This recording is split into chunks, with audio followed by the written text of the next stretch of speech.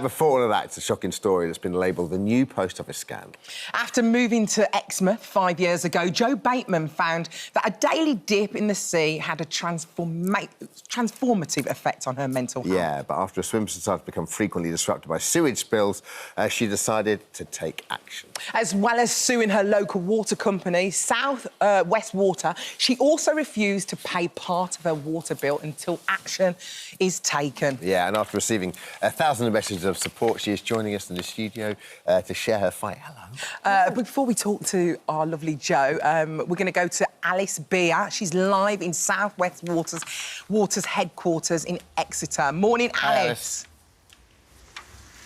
Yeah, good morning. Hi. Yeah, this is the headquarters of South West Water in Exeter, in Devon. I can't hold them responsible for what's falling heavily on my head at the moment, but they are responsible for water and wastewater services to some 1.8 million customers across Devon, Cornwall, the Isles of Scilly, some parts of Dorset and also Somerset. It's some of the most beautiful countryside in England, and they also have on their watch some 860 miles of beautiful coastline. But those beaches, that coast, became disgusting and unusable on many occasions last year when South West Water pumped sewage directly from their pipes into the sea. Now, water companies across the country have, of course, been accused of doing this, and they are allowed to do it when heavy rainfall threatens to overwhelm their systems, and they have to do it to prevent flooding. But the Environment Agency last year sued South West Water for illegally doing it on so many occasions. They fined them £2.15 million for illegally dumping sewage into the sea, causing significant environmental harm. South West Water not alone, but it is rated among the worst water companies in England for pollution. But what can residents do? What can the people who visit this beautiful area or who live in this beautiful area or swim in the sea like Joe, what can they do about it? They've got to pay their water bills. They need drinking water.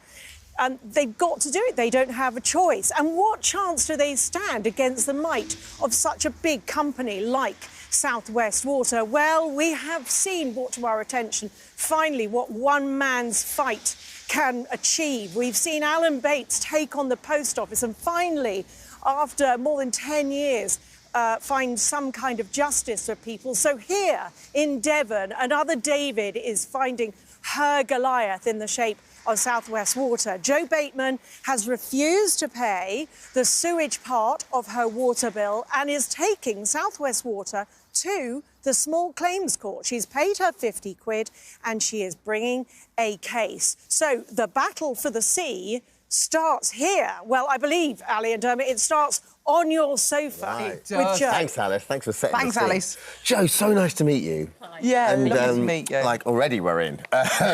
So, I mean, what Alice said there, I obviously want to get your sort of backstory as to how you fell in love with the area and so forth, but it is extraordinary, isn't it? It's a monopoly. So even though it's been privatised, you don't have the choice as to where you get No choice at all. So you can't take that business elsewhere. No. And we're dealing with a company here who raised its shareholders' dividend by more than 10% to 12 million last year, despite reporting loss and being fined for illegally dumping in sewage. You sort of rub your head and go, how did this get to this point, right? And they were fined 2.15 million, but they paid their shareholders 112 million last year. It's peanuts to them. Let's go back and your kind of story is you moved to Exmouth 5 years ago, you fell in love with the sea, and then you got into swimming, right? Yeah.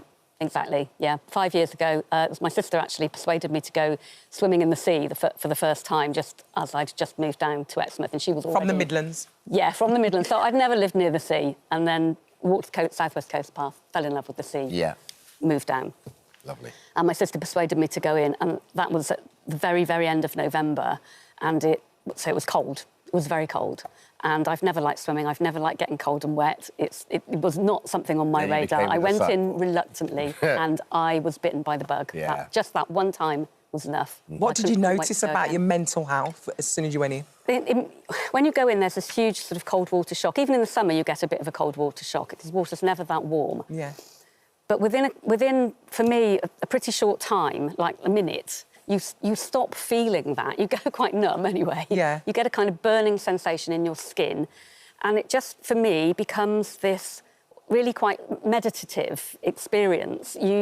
It's so cold, all you can think about is the water, nothing else. Doesn't matter what else is going on in your life, that just disappears Just ebbs completely. away, doesn't it? Yeah, and you come out of the water buzzing. It's just such a boost to all your feel-good hormones. I just find, like, when I do it, I start swimming, and then I go in, and obviously the first thing that hits you is the cold. And then within 30 seconds, I'm, like, almost subconsciously, I find myself smiling. And it's that moment. Exactly. So, obviously, you got into this, you properly bought into it. Yeah. And then, so when did the issue and the area of sewage become an impact on your life? Like, when did you first start finding out about this? And hang on a minute, this is actually impact. I can't swim with I didn't even know it happened at first. You know, I'd come from the Midlands. I didn't know anything really about the coast and the sea and how it works. And this wasn't a huge sort of national issue in the media then. And I didn't even know about it. Excuse me. And I used to swim in an area of the estuary just before it enters the sea, called the Duck Pond in Exmouth. Everyone in Exmouth knows it. And there are actually 3 outlets that can dump sewage directly into the Duck Pond. I didn't know that. It was one of my favourite swimming places. And I did used to occasionally notice when I was swimming a kind of slick on the water. Well, I now realise what that was. Yeah. And as time went on, I began to learn about what was actually going on, and it became a bigger... The more I learned, the worse it got. I almost wish I didn't know, because ignorance was bliss, really. Yeah. Now I know, and it's disgusting. Yeah. So that I don't swim in the Duck Pond now, ever, because I absolutely don't trust it to be clean. I will only swim off Exmouth Beach. Yeah. But where I swim, I choose a particular part of the beach because it's relatively safe as the sea sort of ever can be, if you like. But just a few metres off the beach, there is a sewage pipe which overflows directly into the sea, just off the beach, when South West Water feel it's necessary. Yeah. So you was blissfully unaware. Then you became aware by this surfing app, which tells you when the waste is dumped, Yeah. which is actually horrible to know when it's happening. Yeah. And then you decided, you know what, I'm not going to pay part of my bill. I'm going to... The bit where it's about waste, I'm going to stop paying for it. At what point did you start running into problems with bailiffs coming to your house? It never got that far. Yeah. So I started initially, I think it was early summer last year, and I told South West Water I wasn't going to pay that part of my bill. And it never got as far as that. South West Water themselves warn you of debt recovery, bailiffs, county court judgments, etc. I took it, you can take... If you're not happy with the water company's response, you can go to what's called the Consumer Council for Water. They basically said there was nothing that they could do either. And the threats of sort of bailiffs, etc., did worry me, and I caved and I paid what I owed them. And then the year went on, and over last year, this issue became more and more of a national thing, much more in the press and so on. And I just thought, I can't cave. I've actually got to do this. So I started doing that again towards the end of last year, saying that I wouldn't pay the sewage part of my bill. But even that in itself isn't enough. If everybody across the country did it, it would be fantastic, and it might have a proper impact. And thousands of people are now doing that, and that's amazing. And how are they doing that? Are they just calling up and, like, so for example, with my I've got a direct debit, so what would I do? Well, for me, I cancelled my direct debit because I didn't want them to have any right whatsoever to take any money from my account. So they now have to send me a paper bill, which is something I'm generally opposed to environmentally, but it's the only way that I can properly keep account of exactly how they're charging me. And then I can choose from a paper bill exactly when I pay and how I pay. Wow. But you have gone a little bit further now. You're taking South West Water Company to court. You're not after a lot of money, but it's more the principle of the matter, isn't it? It's not the money. My total claim, including the £50 court fee, is £379.50. And that's peanuts to South West Water. And it's not about that. It's the principle. It's about holding them to account. It's about time that they were honest about what they're doing and why and when they do it. So legally, they are allowed to dump sewage in the sea when there's been heavy rain, because the combined sewer network that we have in this country can't cope when there is heavy rain. And that mixes with sewage. It's all combined. So it can't cope, and so South West Water and all water companies are legally permitted to dump raw sewage in the sea at those times. Now, I'm not claiming for any of those what are regarded as permitted spills, even though I think they are completely wrong, because if South West Water had always been investing properly in its infrastructure and its maintenance, that wouldn't be happening. It shouldn't be happening anyway, even legally. But what I'm claiming for is those occasions when spills occurred when there hadn't been heavy rain. South West Water themselves say on their website that that's what these spills are for, heavy rain. And yet I've got evidence, there's plenty of evidence out in the public domain that it happens when there hasn't been heavy rain. And in Exmouth in particular, there was a month over Christmas between roughly the middle of December and the middle of January when there were 2 burst sewer pipes, which led to tankers full of sewage being transported from a sewage tank in Exmouth to the pumping station by the beach and pumped directly into the sea. It's unbelievable. You had so much support. So many people are supporting you. Let's go back to Alice now, because Alice, have the board actually had a right of reply or anything like that? Yes, we asked South West Water for an official opportunity to interview them, and they declined that. I tried again this morning, and they're very sweet, offered me a cup of tea, but they said no. But they have given us a statement. Their Chief Operating Officer, John Halsall, told us the issue is a top priority for them. They said, we care deeply about the quality of the region's bathing waters. It's always upsetting if people feel they can't enjoy the beach.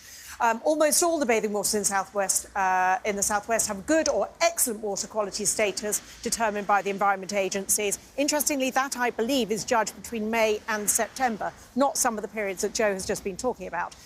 South West Water also say our customers rightly want to reduce the use of storm overflows, which are essential to prevent flooding.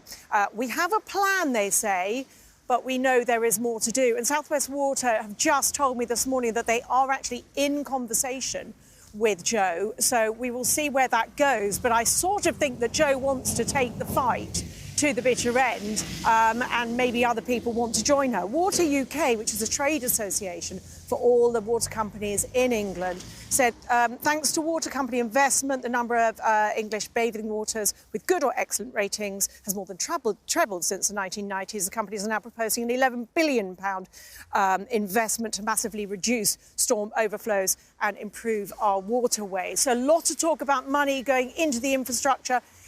Is it too little? Is it too late?